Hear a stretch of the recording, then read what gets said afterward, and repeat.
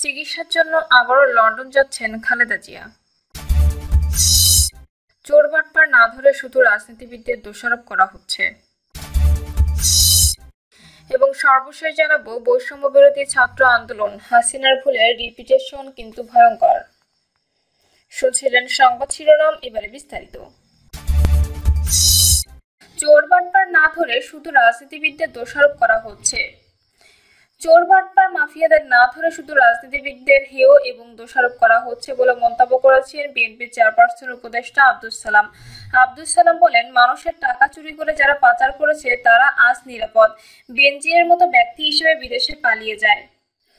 চোর বাটপার মাফিয়াদের না ধরে শুধু রাজনীতিবিদদের হেয় ও দোষারোপ করা হচ্ছে বলে মন্তব্য করেছেন বিএনপি চেয়ারপারসন উপদেষ্টা আব্দুস সালাম। আব্দুস সালাম বলেন, মানুষের টাকা চুরি করে যারা পাচার করেছে তারা আজ নিরাপদ, বেনজিরের মতো ব্যক্তি কিভাবে বিদেশে পালিয়ে যায়। সংস্কারের কথা যারা বলেন তাদের আমি বলবো, সবার আগে এগুলো ঠিক করেন, চোর ডাকাতদের ধরেন। যারা গরিবদের শোষণ করছে তাদের একজনকেও ধরা হয় নাই, একজনও চোর মাফিয়া গডফাদার ধরা হয়নি, অথচ তারাই সব নিয়ন্ত্রণ করছে, অথচ শুধু রাজনীতিবিদদের হেয় দোষারোপ করা হচ্ছে। তিনি বলেন, আজ বেগমপাড়ায় কয়টা রাজনীতিবিদের বাড়ি আছে, মালয়েশিয়ায় কয়জনের বাড়ি আছে সেটা হিসাব করে দেখা হোক, আর কয়জন প্রশাসনিক কর্মকর্তা, ব্যবসায়ী এবং কয়জন রাজনীতিবিদ আছে। আব্দুস সালাম বলেন, অনেকেই এখন বলেন নির্বাচন দিলে বিএনপি আসবে, এরপর দলটি ফ্যাসিস্ট হয়ে যাবে। এসব কথা কারা বলে, যাদের আজকে নির্বাচনে জয়লাভ করার কোনো সুযোগ নেই? বিএনপির জন্মই হয়েছে দুর্নীতির বিরুদ্ধে কথা বলার জন্য, বাকশালের বিরোধিত করার জন্য। এই কারণে বিএনপি আর আওয়ামী লীগ এক নয়। আজকে যারা এক করতে চায় তারা মূলত আওয়ামী লীগকেই ফিরিয়ে আনতে চায়। তিনি বলেন, 1 বছর চলে গেল, এখনো নির্বাচনের কোনো তারিখ নাই, দিক নির্দেশনা নাই। লন্ডনে আমাদের নেতার সঙ্গে বৈঠক করে বলা হয়েছে নির্বাচন ফেব্রুয়ারিতে, আবার কয়েকদিন ধরে শুরু হলো, নির্বাচন কবে হবে ঠিক নাই। আবার কয়েকদিন আগে বলা হয়েছে কয়েকদিনের মধ্যে নির্বাচনের তারিখ ঘোষণা করা হবে। তবে সরকারের মধ্যে কেউ কেউ বলছে এরকম কোনো কথা হয়নি, অর্থাৎ জনগণকে একটা অস্থির সময়ের মধ্যে ঠেলে দেওয়া হচ্ছে।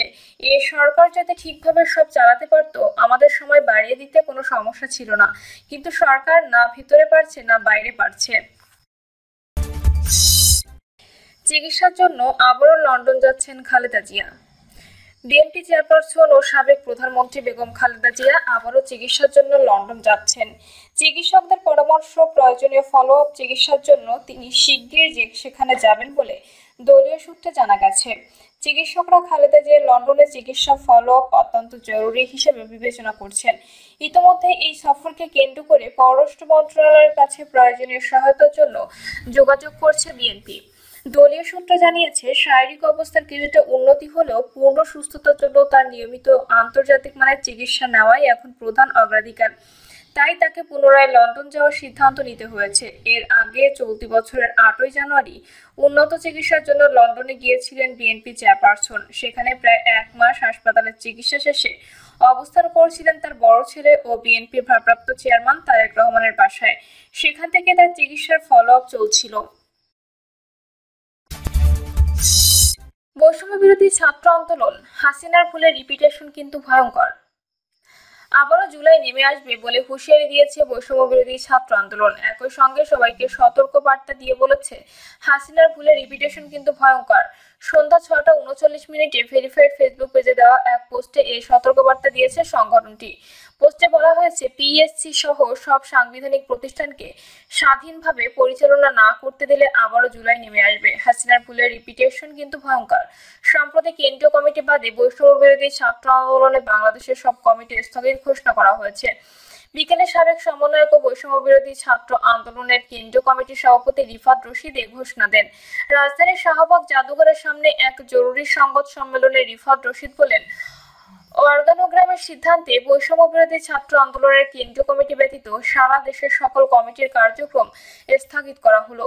তিনি আরো বলেন, বৈষম্য বিরোধী ব্যানারকে কলুষিত করার জন্য পরাজিত শক্তিরা নানাভাবে এই প্ল্যাটফর্ম ব্যবহার করেছে।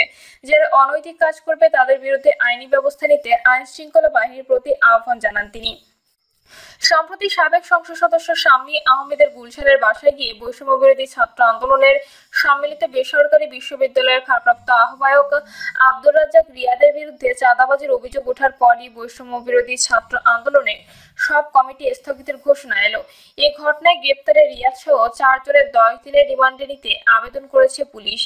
মামলার তদন্তকারী কর্মকর্তা ও গুলশান থানার পুলিশ পরিদর্শক মোখলেসুর রহমান এ আবেদন করেন। এ বিষয়ে ঢাকার মেট্রোপলিটন ম্যাজিস্ট্রেট আদালতে শুনানি হবে। রিমান্ড চাওয়া অন্যরা হলেন সাদাকাউন সিয়াম, সাদমান সাদাব, মোহাম্মদ ইব্রাহিম হোসেন। এর আগে সিদ্দিক আবু জাফর বাদী হয়ে গুলশান থানায় মামলা করেন। এতে তিনি 6 জনকে আসামি করেন।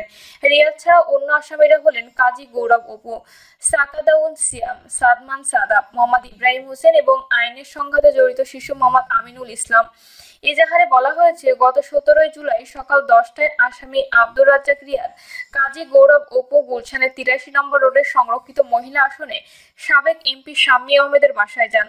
তখন তারা হুমকি থামকি দিয়ে 50 লাখ টাকা স্বর্ণালংকার দাবি করেন। টাকা দিতে অপারগতা প্রকাশ করলে আওয়ামী লীগের দোষর আখ্যায়িত করে পুলিশ দিয়ে গ্রেপ্তার করানোর হুমকি দেন এবং টাকা চেয়ে চাপ দিতে থাকেন তারা। এক পর্যায়ে মামলার বাদী সিদ্দিক আবু জাফর বাধ্য হয়ে নিজের কাছে থাকা নগদ 5 লাখ টাকা ও ভাইয়ের কাছে থাকা নিয়ে আরো 5 লাখ টাকা দেন। এ ঘটনার পর গত 19 জুলাই রাত 10:30টার দিকে আসামি রিয়াদ ও অপু বাদীর বাসায় প্রবেশ করে তার ফ্ল্যাটের দরজায় সজোরে ধাক্কা মারেন। বিষয়টি গুলশান থানা পুলিশকে মোবাইল ফোনে অবহিত করলে আসামিরা চলে যায়। ভুয়া সনদে এমপির স্ত্রীকে কলেজে নিয়োগ, অদক্ষ কারাগারে। পিরোজপুর 1 আসনের সাবেক এমপি জেলা আওয়ামী লীগের সভাপতি এ.কে.এম. আউয়ালের স্ত্রী ভুয়া সনদপত্রের মাধ্যমে একটি কলেজে প্রভাষক পদে চাকরি নিয়ে সরকারি টাকা আত্মসাতের মামলায় ওই কলেজের অধ্যক্ষ ঠাকুরচাঁদ মজুমদারকে জেল হাজতে পাঠিয়েছে আদালত। দুপুরে পিরোজপুর জেলা ও দায়রা জজ আদালতে হাজির হয়ে জামিন চাইলে বিচারক মোহাম্মদ মুজিবুর রহমান জামিন আবেদন নামঞ্জুর করে তাকে জেল হাজতে পাঠানোর আদেশ দেন। আসামি পক্ষের আইনজীবী আহসানুল কবির বাদল বিষয়টি নিশ্চিত করেছেন। মামলার এজাহার সূত্রে জানা যায়, ভুয়া সনদ ব্যবহার করে বঙ্গমাতা বেগম ফজিলাতুন্নেছা মহিলা কলেজের প্রভাষক পদে চাকরি বাগিয়ে নেওয়া ও সরকারি টাকা আত্মসাতের অভিযোগে পিরোজপুর 1 আসনের সাবেক সংসদ সদস্য ও জেলা আওয়ামী লীগের সভাপতি এ.কে.এম. আউয়াল, তার স্ত্রী লায়লা পারভীন, কলেজটির অধ্যক্ষ ঠাকুরচাঁদ মজুমদার, দুদক পিরোজপুরের উপসহকারী পরিচালক মোয়াজ্জেম হোসেন সম্রাটের দায়ের করা মামলায় তিনি উল্লেখ করেন, পিরোজপুরের নাজিরপুর উপজেলা সদরে 2010 সালে প্রতিষ্ঠিত বঙ্গমাতা বেগম ফজিলাতুন্নেছা মহিলা কলেজটিতে 2013 সালে পাস কোর্স চালু হয়। কলেজটি এমপিওভুক্ত না হলেও 2018 সালে সরকারিকরণ করা হয়। আসামি লায়লা পারভীনের স্বামী সংসদ সদস্য এ.কে.এম.এ. আউয়াল গভর্নিং বডির সভাপতি এবং লায়লা পারভীন নিজে দাতা সদস্য হয়ে ক্ষমতার অপব্যবহার করে কোনো শিক্ষাগত যোগ্যতা না থাকা সত্ত্বেও শিক্ষাগত যোগ্যতার ভুয়া সনদপত্র ব্যবহার করে 2013 সালে 22 ডিসেম্বর ইসলাম শিক্ষা বিষয়ে নিয়োগ লাভ করেন। স্বামী আওয়ালের প্রভাব এবং কলেজের অধ্যক্ষ ঠাকুরচাঁদের সহযোগিতায় ভুয়া সনদপত্র দিয়ে লায়লা পারভীন কলেজটি প্রভাষক হিসেবে নিয়োগ লাভ করে নাজিরপুর সোনালী ব্যাংক শাখা থেকে 8 আগস্ট 2018 থেকে 30 জুন 2019 পর্যন্ত মোট 3,95,406 টাকা উত্তোলন করে আত্মসাৎ করেছেন। এ ঘটনায়